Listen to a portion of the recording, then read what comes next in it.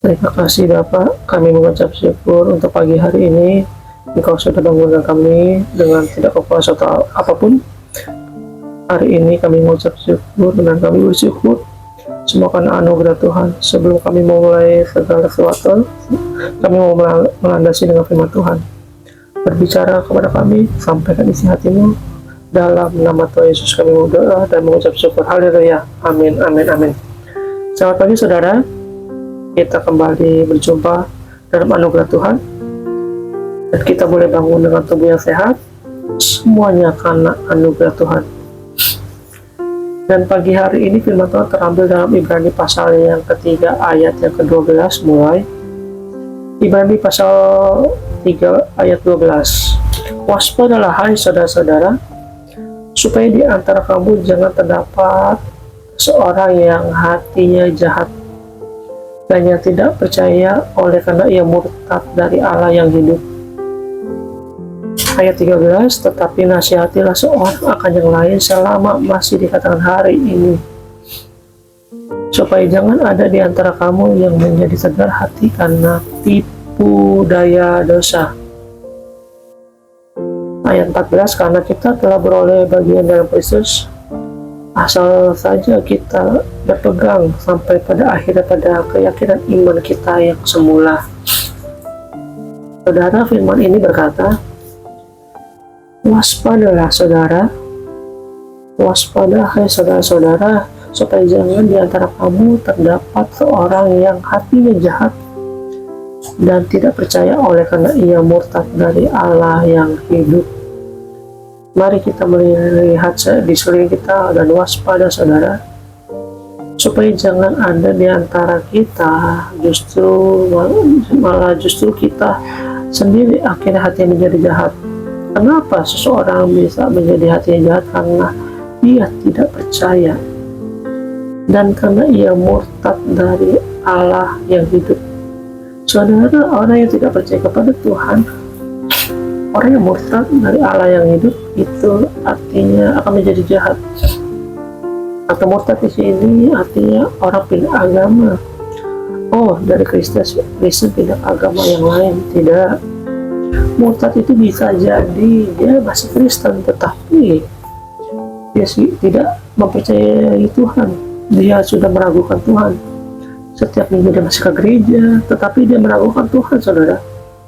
Maka itu namanya kita sudah murtad secara rohani. Artinya apa? Masih beragama Kristen tetapi sudah tidak lagi mempercayai Tuhan. Itu banyak di sekeliling kita. Orang-orang seperti itu, dalam kata firman Tuhan, akhirnya hatinya akan menjadi jahat. Saya banyak ketemu dengan orang berkata, aduh Pak, saya memang Kristen Pak. Bahkan banyak bilang saya percaya Tuhan, tetapi saya sudah nggak percaya Tuhan. Itu benar-benar ada karena persoalan hidup yang saya alamin begitu ya, atau karena kekecewaan yang kita alami dalam hidup kami, dalam hidup kita. Ada orang yang akhirnya misalnya anaknya meninggal, lalu dia berkata, saya sudah tidak percaya kepada Tuhan. Kalau Tuhan itu ada, kenapa anak saya meninggal kecelakaan? Nah, saudara, hati-hati. Tetapi dia masih ke gereja, tapi hatinya sudah murtad dari Allah yang hidup. Dan ketika seseorang sudah mulai murtad, tidak percaya lagi kepada firman, tidak percaya kepada Tuhan, maka lambat atau cepat atau lambat, hatinya itu akan menjadi jahat. Karena itu firman Tuhan berkata di sini untuk kita semua, waspadalah hai saudara-saudara, supaya di antara kamu jangan terdapat seorang yang hatinya jahat dan yang tidak percaya oleh karena ia murtad dari Allah yang hidup. Menjadi jahat itu ya tanpa terasa, saudara. Semua orang tidak berniat menjadi jahat. Gak ada orang yang saya mau jahat, tidak ada. Tetapi waktu hubungan kita dengan Tuhan itu terlepas, waktu hubungan kita sama Tuhan jauh, waktu kita tidak percaya lagi sama Tuhan, kita tidak percaya lagi pada janji Tuhan, maka tanpa kita sadari, saudara, kita akan mulai berubah menjadi jahat. Dan diawali dari hati, saudara. Karena itu firman Tuhan berkata, waspadalah hai saudara-saudara, supaya di antara kamu jangan terdapat orang yang hatinya jahat dan tidak percaya, oleh karena ia murtad dari Allah yang hidup. Karena itu saudara, apapun masalah yang kita hadapi, seberat apapun soal kita, jangan pernah menjadi tidak percaya kepada Tuhan saudara. Jangan kurangi kepercayaanmu kepada Tuhan, apapun, seberat apapun keadaanmu. Selama kita mengiringi Yesus, ada begitu banyak penderitaan, air mata yang kita alami, tetapi saya tidak pernah berkata Tuhan itu jahat. Tuhan, kenapa engkau jahat? Kenapa engkau melakukan ini? Saya tidak pernah murtad terhadap Tuhan, tetapi saya tetap berusaha dan berkata, meyakinkan diri, menaklukkan daging, dan saya berkata, percaya bahwa rencana Tuhan itu yang terbaik, supaya kita jangan murtad hatinya saudara. Lalu ayat berikutnya di sana dikatakan ayat 13, bagaimana supaya kita ini tidak jatuh, supaya orang di sekeliling kita tidak jatuh.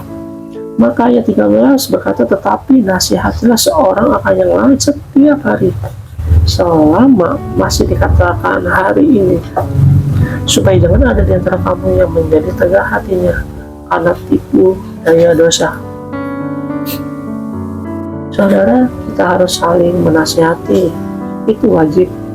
Kalau kita melihat ada teman kita yang berbuat salah atau tidak benar hidupnya, tidak apa-apa, mari kita menasihati dia di dalam kasih Tuhan. Jangan memusuhi dia saudara. Banyak orang itu sekarang karena tidak mau repot, malah saya berusaha dengan mendingan saya menjauh aja, musuhan aja. Itu bukan jalan keluar saudara. Kita harus mulai belajar untuk menjadi anak-anak Tuhan. Mari kita saling menasihati, kita berdoa dulu, dan pastikan itu datang dari satu sikap kasih sehingga kita bisa menasihati orang. Tetapi yang namanya nasihat itu ada yang bisa terima, ada yang tidak bisa terima, ada yang bisa terima. Yang penting kita sudah menasihati. Perkara dia mau terima atau tidak itu kembali kepada urusan dia sama Tuhan. Tetapi tentunya kita menasihatinya dengan dasar karena kita mengasihinya.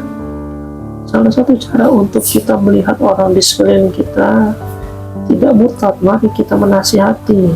Nasihati saudaramu, nasihati anakmu, nasihati suami, nasihati istrimu. Kita semua harus saling menasihati setiap hari saudara.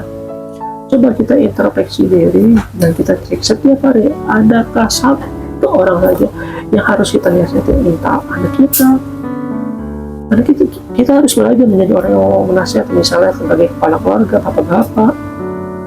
Engkau harus menasihati anakmu, misalnya satu hari engkau mungkin tidak sempat ketemu ya, lewat WA. Nah, ingat ya, pegang firman Tuhan, berjalan di dalam kekudusan, supaya hidupmu disertai Tuhan. Itu adalah nasihat. Mungkin kau hanya mengirim lewat WA, tetapi anakmu akan membaca itu, dan nasihat itu ada sesuatu yang akan menolong orang untuk tidak tersesat saudara. Kita tidak tahu, mungkin kita tiba-tiba diingatkan Tuhan seseorang, lalu kita digerakkan untuk mengirimkan ayat kepada dia. Mungkin dia lagi sedang ada dalam pergumulan yang berat, lalu ketika Tuhan menggerakkan kita untuk mengirimkan ayat untuk menasihati dia, bisa jadi itu menjadi kekuatan dan jawaban. Ya, tadinya mungkin sudah memurtad, akhirnya kembali percaya kepada Tuhan. Mari kita bertanya setiap hari, adakah orang yang harus kita nasihati? Tuhan bilang selama dikatakan hari ini saudara, nasihatilah itu. Marilah kita mulai belajar, minta kepekaan dari Tuhan. Setiap hari minimal ada satu yang harus kita nasihati.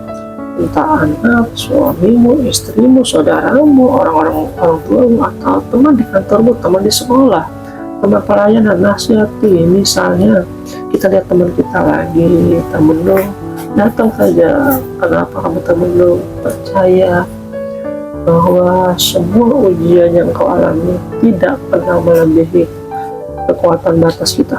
Kita nggak usah pakai ayat firman Tuhan, kita ngomong itu tertulis dalam Ucapkan saja dari mulut kita firman itu sebagai nasihat, karena nasihat yang terbaik itu adalah firman Tuhan, saudara. Maka nasihat itu akan bekerja dalam hidup orang itu. Bagi anakmu, ucapkan nasihat, saudara, selama dikatakan hari ini, artinya selama kita hidup. Karena setiap kita hidup hari ini itu berarti kita masih ada. Lalu ayat ke-14, karena kita telah beroleh bagian dalam Kristus, asal aja kita berpegang sampai kepada akhirnya, pada keyakinan iman kita yang semula. Kita semua sudah mendapat bagian dalam Kristus, asal saja. Yang penting kita berpegang teguh sampai pada akhirnya, saudara.